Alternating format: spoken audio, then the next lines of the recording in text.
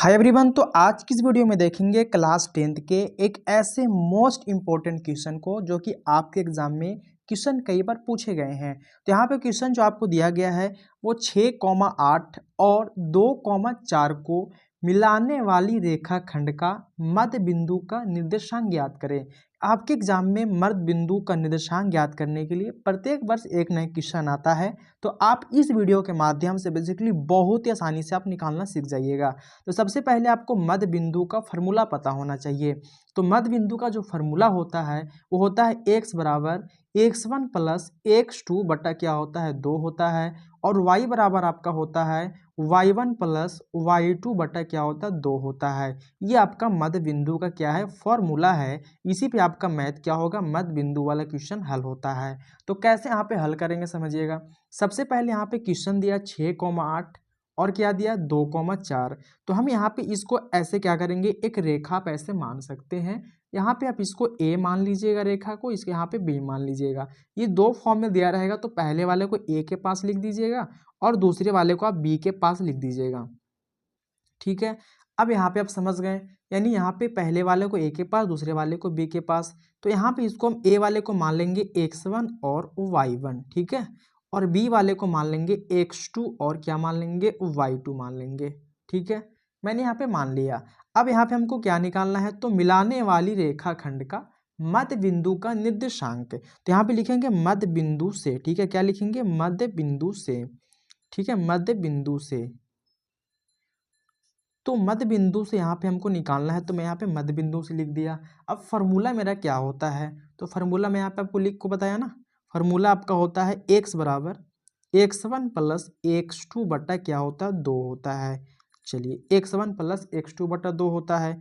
x बराबर, चलिए x1 क्या माने थे 6 माने थे, प्लस x2 क्या माने थे 2 माने थे, और बटे में क्या होता है फार्मूला के बटे में 2 होता है, जैसे कि आप देख सकते हैं। यहाँ पे इसको ऐड कर देंगे तो क्या आएगा 6 और 2 8, और बटे में है 2, 2 से 8 कट जाएगा आपका 4 बार में, यानी x बराबर क्या आ गया 4 आ गया। ठीक है, इस तरह हम y का भी मान ज्ञात कर लेंगे। तो y का फार्मूला आपको क्या होता है y1 प्लस होता है y2 बटा क्या होता है 2 होता है। ठीक है, चलिए y1 का मान कितना है, y1 का मान आपका 8 है तो 8 लिखेंगे, प्लस y2 का मान क्या है, तो y2 का मान 4 है तो 4 लिखेंगे, और बटे में क्या दे देंगे 2, क्योंकि बटे में 2 होता है। इसको ऐड कर लेंगे तो कितना आएगा 8 4 12 बटा 2, 2 से 12 कितना बार में कटेगा 6 बार में, तो y का मान कितना आ गया आपका 6 आ गया। ठीक है, तो आप यहाँ तक समझ गए। जब भी आपको मध्यबिंदु से क्वेश्चन पूछेगा ना तो आप बिल्कुल बहुत ही आसानी से समझ जाइएगा। मैं फिर से एक बार आपको रिपीट करवा दे रहा हूँ। ठीक है, आपको क्वेश्चन बिल्कुल इस फॉर्म में दिया रहेगा कि 6,8 और 2,4 को मिलाने वाली रेखाखंड का मध्य बिंदु का नियामक या फिर निर्देशांक भी रहता है। तो यहाँ पे मैंने निर्देशांक लिखा है, आप यहाँ पे कभी कभी नियामक भी लिखा रहता है। ठीक है, तो निर्देशांक ज्ञात करें। आपको इस तरह पहले 2 लाइन खींच लेना है, आप खींच भी सकते हो नहीं भी खींच सकते हो, कोई दिक्कत नहीं है। आप यहीं पे इसको x1 y1 इसको x2 y2 मान सकते हैं, कोई दिक्कत नहीं, लेकिन आप घिस के बनाओगे तो और अच्छा आपको लगेगा। ठीक है, तो यहाँ पे a और b मैंने माना। फर्स्ट वाले जो दिया रहेगा उसको a पे लिखिएगा, सेकंड वाले को b पे लिखिएगा।